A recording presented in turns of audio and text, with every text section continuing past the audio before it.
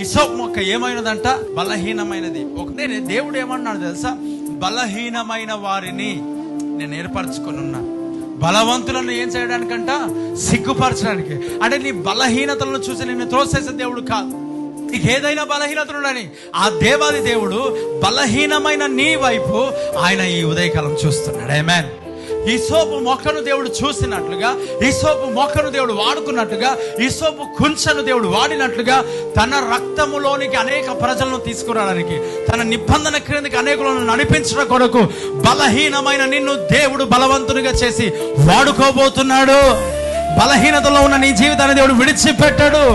Hyssop మొక్క బలహీనమైనదే, కోరదగినది కాదు.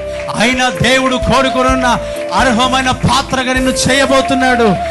నిబంధన కిందకి అనేకులను నడిపించడానికి దేవుడు నిన్ను వాడుకోబోతున్నాడు. యేసు రక్తము కిందకి నడిపించడానికి దేవుడు నిన్ను వాడుకోబోతున్నాడు. నువ్వు త్రోసేయబడ్డావు.